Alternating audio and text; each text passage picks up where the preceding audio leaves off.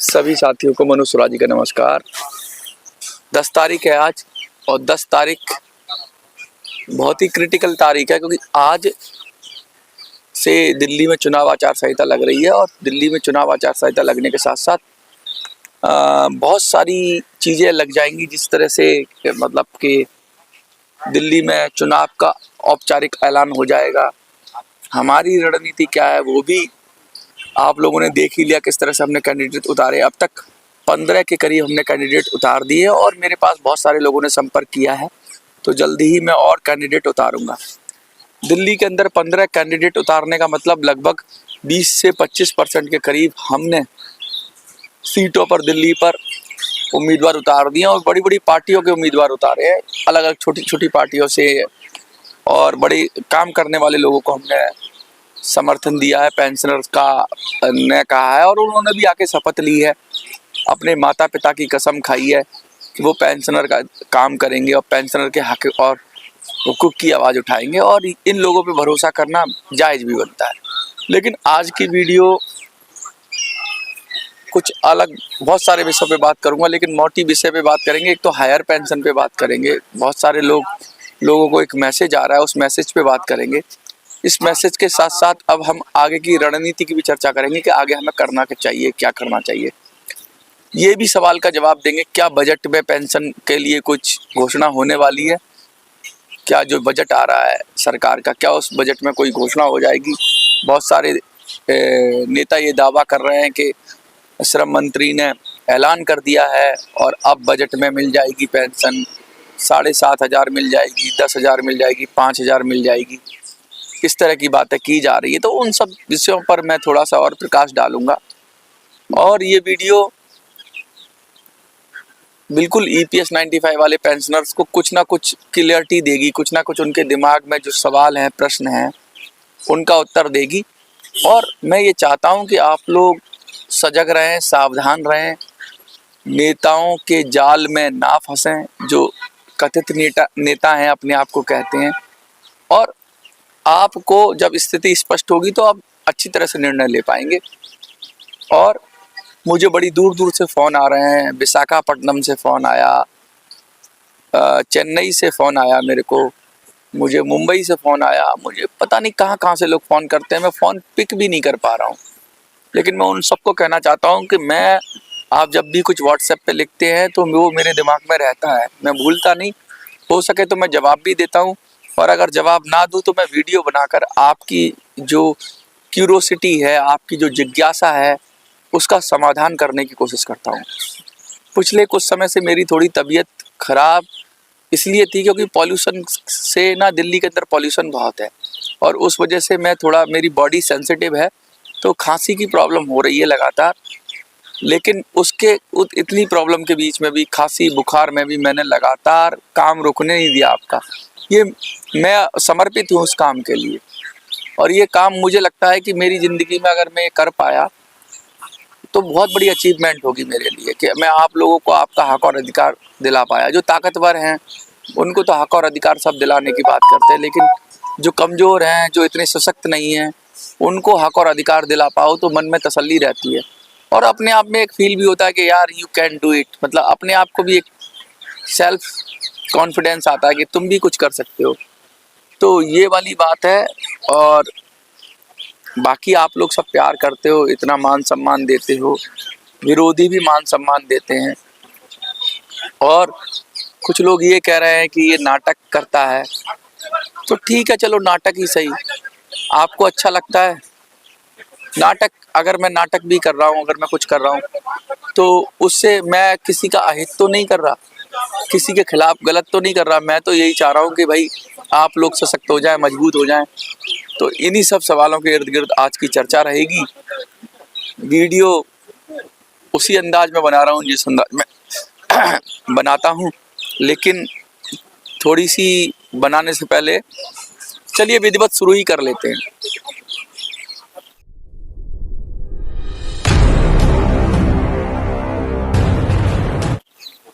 देखिए, एक भाई ने लिखा है मुझे, मनोज भाई ये मैसेज आ रहा है लेकिन इसका मतलब नहीं समझ पा रहे हैं, कृपया बताइए। अब मैसेज मैंने पहले भी पिछली वो वीडियो थी उसमें भी पढ़ा था, मैसेज हिंदी में पढ़ा था, इस बार मैं अंग्रेजी में पढ़ता हूँ, फिर मैं बताता हूँ कि हो क्या रहा है असल में, इस मैसेज का मतलब क्या है। सबसे पहले डेट लिखी है 31 January 2025 is the last date of employers to forward application for pension on higher wages to EPFO. Your application for pension of higher wages has not been received from your employer. Application not forwarded by the employer by 31st January 2025 shall be rejected. Please follow up with your employer for forwarding of your application for pension of higher wages to EPFO. ये EPFO महाशय कह रहे हैं कि अगर आपको higher wages चाहिए और आप उसकी एप्लीकेशन देना चाहते हो तो अपने एम्प्लॉयर को कहो कि वो एप्लीकेशन भेजे। अब एक बात मुझे बताइए, ये तो वैसे ही बात हो गई जैसे कि जज कहे कि अगर आपको न्याय चाहिए तो जाके इन्वेस्टिगेशन करो और सबूत ढूंढ के लाओ। जज पुलिस को ना बोल के जो आदमी वहाँ न्याय मांगने जा रहा है उसी को बोलने लगे। जज हो गई सरकार, पुलिस हो गई एम्प्लॉयर और आप हो गए मतलब जो प्रार्थना कर रहा है या जो याचिका लेके जा रहा है वो आप हो गए। अब आपको ये बोला जा रहा है कि आप पुलिस से बोलो कि वो सब इन्वेस्टिगेशन करे और भेजो, और अगर पुलिस इन्वेस्टिगेशन नहीं करती तो आपका केस रिजेक्ट हो जाएगा। ये कोई बात हुई? मोटी बात समझे। आप अपने एम्प्लॉयर को कहोगे कि वो एप्लीकेशन डाले, आगे फॉरवर्ड करे ईपीएफओ को। भैया एम्प्लॉयर क्यों करेगा फॉरवर्ड? सीधा सीधा एम्प्लॉयर को क्यों नहीं बोलते कि जो भी एप्लीकेशंस हैं उनको फॉरवर्ड करो वरना तुम्हारे खिलाफ कार्रवाई होगी। एम्प्लॉयर को नहीं बोल रहे हैं, एम्प्लॉय को बोल रहे हैं। कह रहे हैं कि जैसे कि अगर शेर किसी बकरी पे अत्याचार करे तो बकरी को ही कह दिया जाएगा कि शेर को पकड़ के लाओ, तब हम उसे सजा सुनाएंगे या तब हम न्याय करेंगे आपके साथ। तो कहने का मतलब ये है कि जो एम्प्लॉयर है उसको क्यों नहीं सीधा सीधा बुलाया जा रहा है, वो क्यों नहीं एप्लीकेशन फॉरवर्ड कर रहा है। अब ये क्या ये एम्प्लॉय जो हैं, जो एक्स एम्प्लॉय हो गए अब, या जिनको हम कहेंगे कि पेंशनर हो गए, वो पेंशनर अब जाएंगे एम्प्लॉयर के चक्कर काटेंगे, भाई फॉरवर्ड कर दो। और अगर एम्प्लॉयर फॉरवर्ड नहीं करेगा तो उनकी हायर वेजेस की जो मांग है वो निरस्त कर दी जाएगी 31 तारीख तक। यानी सीधे सीधे हायर वेजेस देने से इनकार करने का तरीका है ईपीएफओ का। आप समझिए, और ये बात घुमा के कहिए। कहने का मतलब ये है कि ऐसी स्थिति में डाल दिया जिसमें वो तो भेजेगा नहीं आपका जो एप्लीकेशन है, और आप को कह दिया कि उससे भिजवाओ। यही वो वाली बात है कि अगर यहाँ पे एक आदमी बैठा हुआ है और वो कह रहा है कि यार मेरा जो पैसा है वो दे दो, उधार का पैसा है वो दे दो, किसी सरकार से कह रहा है, तो सरकार कह रही है जाके उस दूसरे बंदे से बुलवाओ कि वो जो तुम्हारी एप्लीकेशन भेजेगा तब हम देंगे। वो दूसरा बंदा क्यों भेजेगा भाई? सरकार को सीधे सीधे एप्लीकेशन लेनी चाहिए थी एम्प्लॉयर से। जो भी एक्स एम्प्लॉय थे उनसे सीधे सीधे एप्लीकेशन ले लेती। उसके बाद अगर वो उसको सरकार को ईपीएफओ को देते, उसके बाद वो उसको कहती एम्प्लॉयर को जिसके यहाँ वो काम करता था कि भाई अब तू इसमें जो भी कमी पूरी है वो पूरी कर और हमें फटाफट इस डेट तक दे, और नहीं देता तो तेरे ऊपर पेनल्टी लगाएंगे। ये तो सीधा सीधा आप एम्प्लॉय के ऊपर ही अटैक करने वाली भाव में आ रहे हो। और एम्प्लॉयर का कुछ नहीं होगा, एप्लीकेशन फॉरवर्ड नहीं करेगा एम्प्लॉयर और सजा मिलेगी एम्प्लॉय को। इसे कहते हैं अंधेर नगरी चौपट राजा। ये मैसेज है, अंधेर नगरी चौपट राजा। हिंदी में भी है, अंग्रेजी में भी है। बहुत सारे लोगों को आया है। तो इस मैसेज का मतलब यही है कि भैया अगर आपने कहीं हायर पेंशन के लिए अप्लाई किया है तो उसको उसमें से जो आपकी एप्लीकेशन को रद्द करने का ये तरीका ढूंढा है सरकार ने। हायर वेजेस को ना दे आपको, इसके लिए तरीका ढूंढ लिया है कि ये फंसा दो।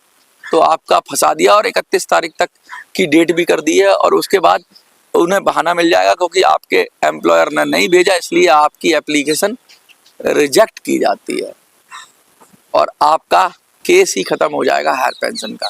ये मोटा मोटा मैसेज है, इस मैसेज का मतलब ये है। तो ये वाला मैसेज तो मैंने क्लियर कर दिया। बात करते हैं दूसरी। दिल्ली चुनाव में लगभग हमने 25% के लोग हमने उतार दिए हैं, और भी कैंडिडेट आएंगे क्योंकि अभी 20 तारीख तक हम कैंडिडेट डिक्लेयर कर सकते हैं। अभी हमारे पास 10 दिन है, लगा 10 तारीख है, 10 दिन और हैं। तो हमने अगर 15 अभी पहुंचे तो हमें लगता है 35-40 तक हम पहुंच सकते हैं अगर हम कोशिश करें। आपकी नज़र में भी कोई ऐसा कैंडिडेट हो जो दिल्ली चुनाव लड़ना चाहता हो, पेंशनर का मुद्दे पर साथ देना चाहता हो, ये कसम लेना चाहता हो, अपने माता पिता की सौगंध लेना चाहता हो, तो मुझे बताइए, हम सब मिलकर उसको जिताने की कोशिश करेंगे। और अगर हमने 1 या 2 भी जिता लिए, 2-4 जिता लिए, तो हम इनकी नाक में दम कर देंगे और ओल्ड एज पेंशन जो है, वृद्धावस्था पेंशन है, उसके जरिए हम राहत देने की कोशिश करेंगे EPS 95 पेंशनर्स को। लेकिन इसका बड़ा मैसेज क्या है? इसका बड़ा मैसेज ये है कि हम पेंशन के नाम पर वोट कर रहे हैं। एक तो हमारा वो काम सिद्ध हो जाएगा, दूसरा हमें पार्टियों को भी पता चल जाएगा कि भाई अब ये वोट बैंक बन गया है, अगर तुम पेंशन नहीं बढ़ाओगे तो ये तुम्हारे खिलाफ वोट कर देगा, अपनी पार्टी बना लेगा और तुमको हरा सकता है या तुम्हारा खेल बिगाड़ सकता है। तो कांग्रेस भी डरेगी, बीजेपी भी डरेगी, आप भी डरेगी। मुझे पास फोन आने लगे हैं बीजेपी के छोटे नेताओं के, कांग्रेस के नेताओं के, आम आदमी पार्टी के नेताओं के, कह रहे हैं हमारे पक्ष में बात कर दो, हमारे पक्ष में बात कह दो। मैंने कहा मैं कह दूंगा तुम्हारे पक्ष में बात। तुम कैंडिडेट हो, बहुत सारे कैंडिडेट मुझे अप्रोच कर रहे हैं, कह रहे हैं आप तो कैंडिडेट को फेवर में वोट कह रहे हो, तो हम भी तो अच्छे हैं, हम बीजेपी कांग्रेस और आपसे आपको क्या दुश्मनी है, इनके पक्ष में भी प्रचार कर दो, इनको कह दो कि भाई वोट डाल दे पेंशनर, आपकी बहुत सारे पेंशनर आपकी बात मानते हैं। तो मैंने कहा कह दूंगा, तुम आके मंच से कह दो कि मैं पेंशन दिलाऊंगा और अपनी पेंशन अपने माता पिता की सौगंध खाता हूँ कि मैं MLA बना तो मैं आपको पेंशन दिलाऊंगा, और पेंशन नहीं दिला पाया तो MLA पद से रिजाइन कर दूंगा। बोलो, ये बोलने की हिम्मत है तुम्हारे अंदर? जवान बंद हो जाती है, कोई सवाल का जवाब नहीं है। अभी मैं उस बात को भी बताऊंगा कि बजट का क्या प्रावधान है, बजट की क्या खबर आ रही है। बहुत सारे चैनल चला रहे हैं कि बजट में प्रावधान आ जाएगा, बजट में चीज़ें आ जाएंगी, बजट में सरकार कुछ ऐलान कर सकती है पेंशनर्स को। उस विषय पे भी हम बात करेंगे। लेकिन मोटी बात यह है कि जब तक राजनीतिक शक्ति नहीं बनोगे आप लोग पेंशनर्स, जब तक आप लोग एकजुट नहीं होगे, अभी तो मैं सिर्फ ये कैंडिडेट दे रहा हूँ, और इसके आगे हो सके अगर काम नहीं हो तो पार्टी भी बना लेंगे हम लोग, और पार्टी बना के हम लोग संगठित होके पूरे देश में जगह जगह चुनाव लड़ेंगे और अपने पेंशनर्स को जिता के लाएंगे, पेंशनर को सहयोग करने वाले लोगों को जिता के लाएंगे। मैं आऊँगा प्रचार करने के लिए, और ऐसे ही हम ताकतवर बनेंगे। और सर हम तो चाहते हैं कि हमें ये काम करने की जरूरत ही ना पड़े, सरकार हमें पेंशन दे दे, हमारा पेंशन का मुद्दा सुलझा दे। अब लोग कह रहे हैं, कोई ऐसी खबरें उड़ रही हैं कि भाई जल्दी अब ये पेंशन मिल जाएगी, बजट में मिल जाएगी, आ जाएगी खुशखबरी, और श्रम मंत्री ने ऐलान कर दिया है, समिति बनी है, उन्होंने सहमति दे दी है। इस तरह की खबरें चला रहे हैं। मैं उनसे कहना चाहता हूँ ये फेक न्यूज़ चलाना बंद करिए। कहीं कोई औपचारिक रूप से ऐसी बात आई नहीं, आ जाए तो अच्छी बात है, और वो आएगी भी तो इसलिए नहीं आएगी कि किसी ने कोई आंदोलन कर दिया 10 साल से इसलिए आ गई। इनके आंदोलन से नहीं आएगी, वो सिर्फ इसीलिए आएगी। कोई अच्छी खबर तब आएगी जब सरकार को लगेगा कि ये पेंशनर हमारे हाथ से निकल गया, पेंशनर के नेता हमारे हाथ से निकल गए। पेंशनर के नेता अभी तो सरकार के उंगलियों पे नाचते हैं, जब चाहे आंदोलन बंद करा देती है, जब चाहे आंदोलन चालू करा देती है, जब चाहे जो चाहे वो करती है सरकार। तो वो जब उसकी उंगलियों पे नाच रहे हैं नेता और संगठन, तो उसे क्या ही जरूरत है। कहने का मतलब ये है कि बजट से आ जाए तो बहुत अच्छी बात है, लेकिन ज़्यादा उम्मीद करना बजट सत्र में पेंशनर के लिए आज मैं ऐलान कर रहा हूँ। ये शायद आपके लिए एक अच्छी खबर ना हो, आपके लिए खराब खबर हो, लेकिन अगर मैं ऐलान कर रहा हूँ कि अगर हम दिल्ली चुनाव में अच्छा कर पाए, हम खेल बिगाड़ पाए, तब तो बजट में खबर आएगी। और अगर हम दिल्ली चुनाव में अच्छा नहीं कर पा रहे हैं, बिल्कुल हमने वही चक्कर में लगे रहे कि भाई हमारी पेंशन बजट में बढ़ जाएगी, तो सरकार बढ़ाने वाली नहीं है। इसीलिए कान खोलकर सुन लो, लड़ोगे तभी जीतोगे, और बिगर लड़े हुए खाली पुलाव पकाने से कुछ नहीं होने वाला, कोई पेंशन नहीं मिलने वाली है। आपको लड़ाई करने का मतलब है वोट की ताकत आपको दिखानी है, वोट से आपको लड़ना है और वोट देना है। ये मत समझो कि आपका वोट बेकार है, आपका वोट कांग्रेस बीजेपी आपको ही चला जाएगा। आपका वोट पेंशनर के हक में आवाज उठाने वाले को जाना चाहिए, और आपका वोट डिसिसिव वोट होना चाहिए। आपका वोट ऐसा होना चाहिए जो बाजी पलट दे, किसी को हरा दे, किसी को जिता दे, या खुद को जिता दे। आपके वोट में इतनी दम होनी चाहिए कि वो रिफ्लेक्ट होना चाहिए, वो दिखना चाहिए कि जितना वोट उसके पेंशनर के कैंडिडेट को मिला, अगर वो किसी पार्टी विशेष को मिल जाता इतना, तो उसकी दिल्ली में सरकार बन जाती। तो जैसे ये ऐलान करते ना कि नई नई योजना लेके आ जाते हैं महिलाओं के लिए, युवाओं के लिए और बहुत सारे लोगों के लिए योजना लेके आ जाते हैं, ऐसे ही फिर ये पेंशनर्स को भी खुशखबरी दे देंगे, राज्य में भी दे देंगे और देश में भी दे देंगे। फिर ये लाडली बहना और प्यारी बहना और लाडली बिटिया इस तरह की स्कीमों के चलाएंगे, तो फिर ये लाडला वृद्ध, प्यारा वृद्ध, सम्माननीय वृद्ध, इस तरह की भी योजनाएं करके आपको आपका हक और अधिकार दे देंगे। मैं तो मोटी बात यही कहूँगा कि भाई आपको साथ देना है मेरा। और देखो, ये बहुत बड़ी बात है, मेरी कोई पॉलिटिकल पार्टी नहीं है, लेकिन मैंने अपने मंच पे देश की बड़ी से बड़ी धाकड़ टीम को बिठाया आपके सामने। आरपीआई रामदास अठावले जी का नाम तो आपने सुना ही होगा। केंद्र में उनके आरपीआई पार्टी में वो सामाजिक विकास शायद मंत्री हैं, तो इतने बड़े मंत्री हैं, उनकी पार्टी के लोग आपके मंच से आके शपथ लेके गए माता पिता की। दिल्ली में खैर उनका उतना नहीं है अभी, लेकिन वो भी शपथ लेके गए। तो सोचिए कैसे कैसे लोग हमारे मंचों पे आ रहे हैं और अपने माता पिता की शपथ ले रहे हैं और कह रहे हैं कि वो पेंशन का काम करेंगे। तो अगर माता पिता की शपथ, तो मुझे लगता है बहुत बड़ी शपथ होती है। कोई भी आदमी दिल से ही जब करेगा तभी वो आके मंच पे आएगा हमारे पे, जिसमें दिल से वृद्धों के लिए सम्मान हो, वरना वो आएगा नहीं। तो जो लोग आ रहे हैं उन पे सवाल उठाने से अच्छा है उनको एक मौका दो। अरे कांग्रेस बीजेपी आपको तो सबको मौका देते ही हो ना, कुछ मिला क्या आपको? तो इनको भी दे दो एक बार मौका। नोटा को भी हमने वोट ही किया था, नोटा से तो बेहतर ही है कि हम किसी कैंडिडेट को वोट कर रहे हैं, क्या पता जीत गया, संभावना बन जाएगी। और नहीं जीता तो हम तो बैठे ही हैं आपकी आवाज उठाने के लिए और संगठित होने के लिए। वोट देना बहुत जरूरी है, वोट की चोट से ही पेंशन मिलेगी। तो आज आपको लिखना है कि वोट की चोट से मिलेगी पेंशन, यही लिखना है। और यही मेरा संदेश है कि जब तक वोट की चोट करना नहीं सीखोगे, जब तक वोट की चोट से अपने अधिकार की रक्षा करना नहीं सीखोगे, तब तक पेंशन नहीं मिल पाएगी। तो वोट की चोट से मिलेगी पेंशन, और दिल्ली में वोट की चोट आपको करनी है। और भी कैंडिडेट अगर आपकी जान पहचान में हो, जानने वाले हो, जो अपने माता पिता की शपथ लेना चाहें और दिल्ली चुनाव लड़ना चाहें, तो मेरे व्हाट्सएप नंबर पर 8375009595 मैं उनका प्रचार करूंगा, मुफ्त में प्रचार करूंगा। मैंने उनसे कोई पैसा नहीं लेना है, मैंने उनको प्लेटफॉर्म देना है, उनकी बात को आप तक पहुंचाना है, उनकी कसम को आप तक पहुंचाना है और आपको वोट देना है। तो ये सुनहरा अवसर है उन लोगों के लिए जो राजनीति में कुछ करना चाहते हैं। मेरा संदेश है दिल्ली वालों, आप देख रहे हो और चुनाव लड़ रहे हो, चुनाव के कैंडिडेट हो, तो मेरा संदेश है आपको, आप मेरे पास आओ, अपने माता पिता की सौगंध लेकर बोलो कि दिल्ली में वृद्धा पेंशन का काम करोगे। मैं बुजुर्गों को बोलूंगा कि भैया इनको वोट करो। आपको क्या लगता है जरूर लिखिए। और वोट की चोट से मिलेगी पेंशन, आज कमेंट में यही लिखना है, वोट की चोट से मिलेगी पेंशन। और जब वोट की चोट से मिलेगी पेंशन, तब हो जाएगी इन नेताओं को, पार्टियों को टेंशन। तो आज का संदेश इतना ही है। अगली जो वीडियो आएगी उसमें कोशिश करूंगा कैंडिडेट्स और दूं आपको, और 20 तारीख तक कम से कम हम इतने कैंडिडेट उतार दें दिल्ली के अंदर जिससे हमारी भी संभावना प्रबल हो जाए। 15 कैंडिडेट बहुत बड़ी बात होती है।